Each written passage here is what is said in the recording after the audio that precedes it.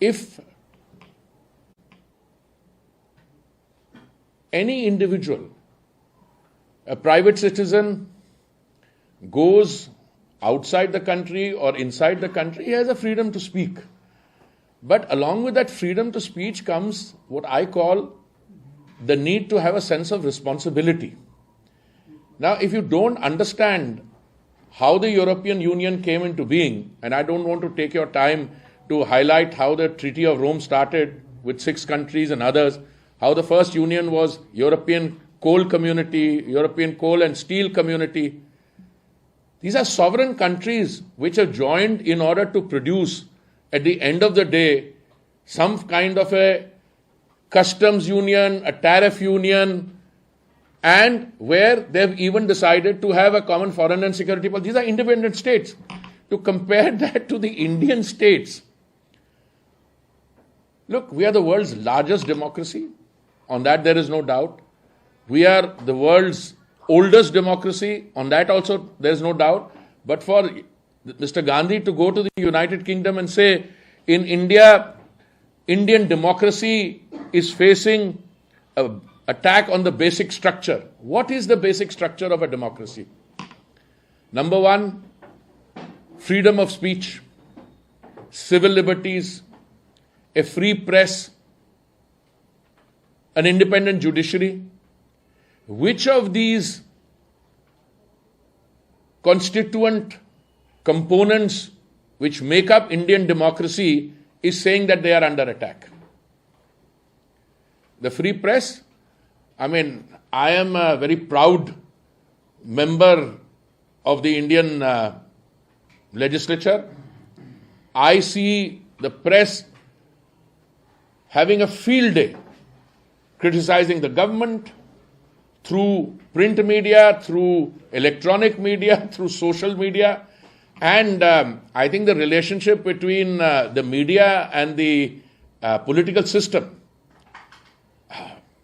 many members of the media ecosystem take great delight in taking credits, taking advertisements from parties which are in opposition to the party, and they give them free play. I have never seen any constraints being placed on anyone. And then he goes on to say, a judiciary. I just saw a participation by very eminent members of the judiciary, including those occupying the highest positions in the judicial system. They say we are under no pressure.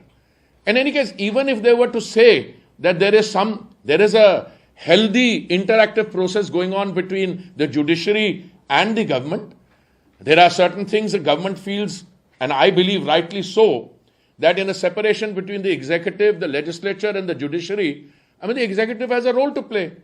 Now, if the judiciary encroaches on that, it's our right to say that. But are they under any pressure? On the contrary. We have the judiciary pronouncing on how state systems are to be run. So, I think anyone who suggests, even as a private citizen, that Indian democracy is under threat, I think requires serious introspection. But when somebody who is associated, is regarded as the leader of the main opposition party, they don't have the 10% to be, he can't be called leader of opposition, but still, it is the largest party. If you look at sheer numbers, to go around and say that Indian democracy is under brutal attack, what is the objective? He's saying, all of you, the ones I am speaking to, the audience I'm reaching out to, which is what? United Kingdom, United States. And he doesn't realize there are enough mavericks there who on their own will make statements without understanding what India is. He turns around and says, Aap kuch kariye. What is he asking for? He's asking for the democratic processes in the United Kingdom to effect change in the Indian Union. Is that what he's doing? It amounts to almost that. Then, a Sikh gentleman gets up there from the audience, or rather he's there and he says, in Sikhs, minorities are second-class citizens in India. I don't know where he got that from. I was born in this country 5 years after partition. This country has given me everything that any member of a minority community could. All right, let's leave the Sikhs aside for a moment. He's talking about Sikhs, Christian. अभी हाल में north east में चुनाव हुए हैं. Many of them have large segments of Christian population. So I don't know what it is about Mr. Gandhi's understanding. It's not just a flawed understanding. Is he playing to an agenda? But he should come clean. And to begin with, I think you need closure, and the closure will only come if he apologizes. And he should apologize categorically, unequivocally. An apology doesn't come in the form of, oh, मैंने ये नहीं कहा, मेरे आपने ये समझ लिया, मैं कह कुछ और रहा था, etc., etc. Let me also... He made another comment, which I think it was during an interactive process. Somewhere he said that at the core of the BJP ideology is cowardice. I don't know what he was implying to say, or what he was trying to say. I mean, we have a situation on our hands where India today has moved from 2014, when we were the 9th largest economy, to being the 5th largest economy now. And we've enjoyed it because we replaced a country which was 190 years, subjecting us to colonial dominance. We are going to very soon to be the 4th largest economy. We have a country in which if you saw the Honorable Prime Minister's reeling off some basic statistics at the India Today conclave, what did you see? India is a success story in every form. Some time ago, somebody produced some report here and there and said, do this. And, the talk of regulatory oversight. Where are banks failing? I'm not going into that sector. But if you cannot draw pride and a sense of satisfaction from the successes of our people, look at what he says about China. I mean, I am very clear that he's entitled to his view. But one of the things which he is fascinated by is the BRI, the Belt Road Initiative of China. And he hails that as a visionary, step. Does he realize that this BRI process here goes through the China-Pakistan Economic Corridor, which is CPEC, which is Pakistan-occupied Kashmir? Does he realize that? That is Indian. I mean, if he aspires to leadership in India, he should at least know what is Indian territory. Several other things he said. But what gets which I am completely surprised about, is his fixation on there being no democracy in India. Look, I am 71 years old. There has been only one occasion in our history when civil liberties and freedom of speech were completely eliminated, and that was in June 1975. After that, I don't think we have gone down that road. What is democracy? Whether you are a union of states, I want to use his words and the Constitution's word, it's a relationship between the center and the states. On how many occasions did a Congress government at the center invoke Article 356 in order to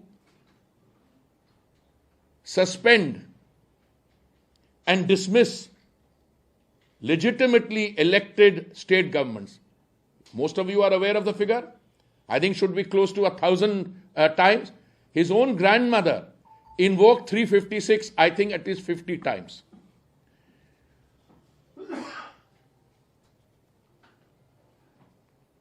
This gentleman took an oath as a member of parliament, and that oath has some very clear language in it. Very clear language in it. I find his personal attacks require at least two comments. One, what has his party been associated with? I cited to you 1975, the imposition of the emergency, but there's another one I want to cite to you, where in the year 2009, Section 66A was inserted in the Indian Information Technology Act by the Manmohan Singh government, threatening citizens with punishment for sending messages and mails. 1975 की बात कर रहा हूं और उसके बाद 2009 तक मैं लाया हूं आपको.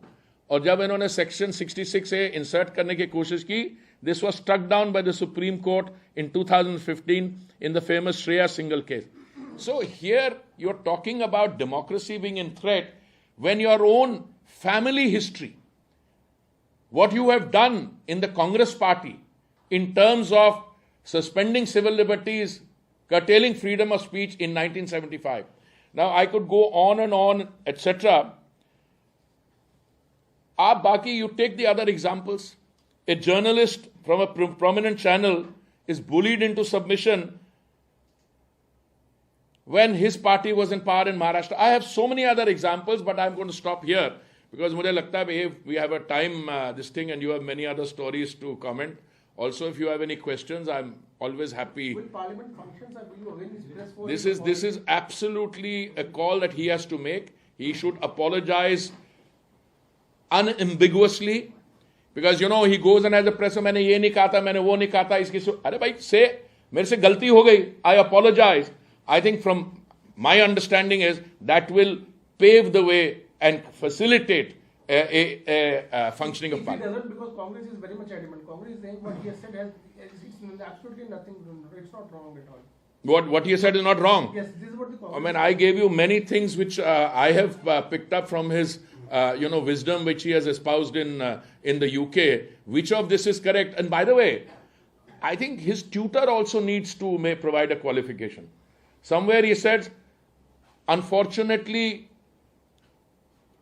for me, that I'm a member of Parliament. So there was a gentleman sitting next to him who sometimes behaves as his tutor. He said, don't say for me, for you. Now, I am a member of Parliament. I'm very proud to be a member of Parliament. I've had a life earlier also. I've drawn great professional satisfaction from that life. But you feel unfortunate that you're a member of Parliament? Shouldn't be that fortunately, because of my family history, I'm also a member of Parliament. I don't know what he was trying to say.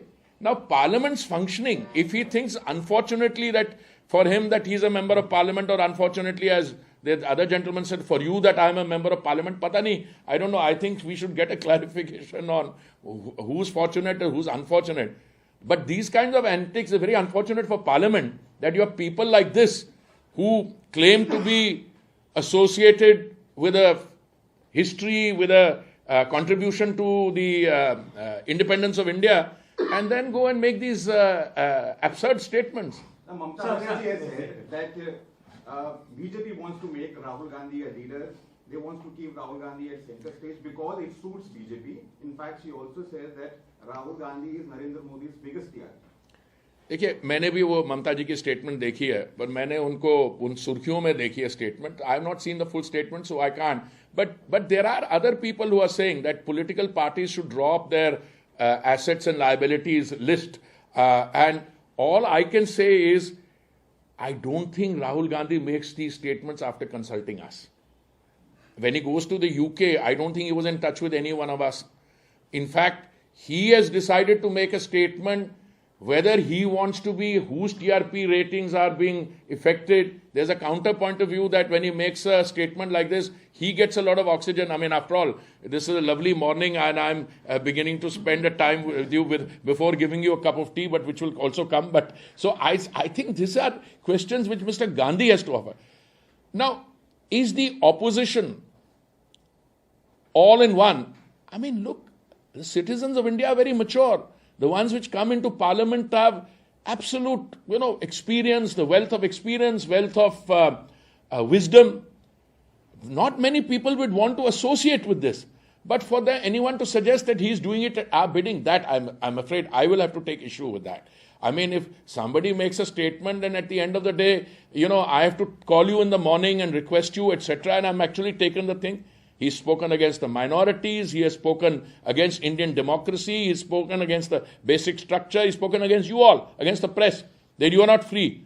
Arey, aap subah se lekar raat tak to you write what? And if it comes to the narrative, who introduced the discourse on a shrill negative narrative? Do you want me to give you a history? Kahan se ye shuru hua tha?